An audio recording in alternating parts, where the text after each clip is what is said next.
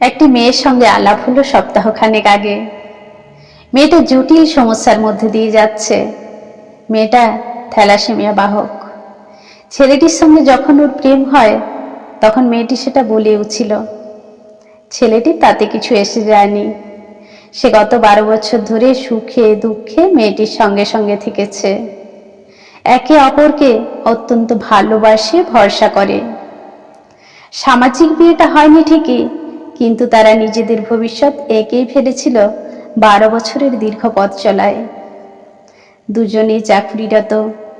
এখন মেয়েটির বাড়িতে বিয়ের জন্য কথা উঠলে মেয়েটি তার প্রেমিকের কথা জানায় বাবাকে। মেয়েটির বাড়িতে কোনো আপত্তি ছিল না। আপত্তি ছিল না ছেলেটির বাড়িতেও। দুজনে দুজনকে পছন্দ করে বিয়ে করছে, এতে আপত্তির কি থাকতে পারে?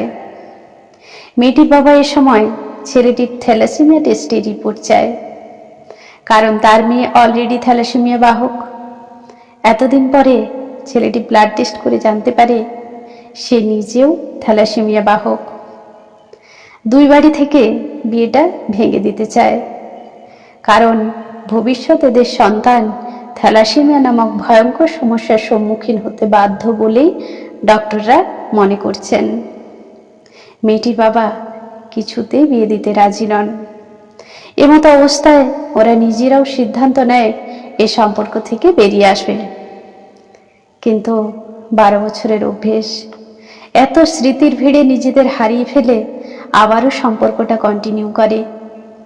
এই কারণে দুটো বাড়িতেই অশান্তি হচ্ছিল। মেয়েটা আমায় জিজ্ঞাসা করেছিল, দিদি আমার কি করা উচিত? আমি ওকে ভুলে থাকতে পারবো না, ও নিজেও পারবে না, কিন্তু আমাদের বাচ্চার কি হবে? আমি আবার বড্ড প্র্যাকটিক্যাল ভাবতে ভালোবাসি।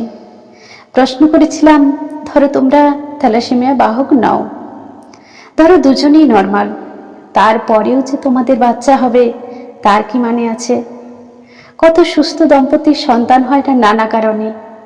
সামান্য ওবেসিটির কারণে কত দম্পতি নিঃসন্তান রয়ে যায়। যে পৃথিবীতে আসেইনি তার কথা চিন্তা করার থেকে এমন একজন সঙ্গীর কথা ভাবা বেশি উচিত, যার ভালোবাসার নিশ্চিত ঘেরাটোপে তুমি গোটা জীবনটা কাটাতে পারবে। এখন যদি তুমি অন্য কাউকে বাড়ির চাপে বিয়ে করো, তাহলে না পারবে 12 বছরের সুখস্মৃতি ভুলতে, না পারবে নতুনকে সাদরে মেনে নিতে। তোমার জীবনটা অশান্তিতে ভরে যাবে। এই অশান্তির পরিবেশে একটা সুস্থ বাচ্চা কি আদৌ সুস্থ থাকতে পারবে? যে ছেলেটি তোমায় এতটা ভালোবাসে তাকে বঞ্চিত করে বাঁচতে পারবে তুমি? মেয়েটা বলেছিল, পারবো না দিদি, ওকে ভুলতে পারছি না। আমি বলেছিলাম, তাছাড়া সন্তানের মা হতেও তো বাধা থাকার কথা নয়। একটা অনাথ বাচ্চার যদি তুমি মা হও তাহলে মন্দ কি? ওদের রেজিস্ট্রি ডেট ফাইনাল হতেই আজ জানালো মেয়েটি, দিদি এই দ্বন্দ্ব থেকে তুমিই আমায় উদ্ধার করেছ, তাই প্রথম খবরটা তোমায় দিলাম। ব্যস্ত যান্ত্রিক একঘেয়ে দিনের শেষে এগুলোই আমার পরম প্রাপ্তি। ধন্যবাদ। কলমে অর্পিতা সরকার, কণ্ঠে আমি মীনাক্ষী।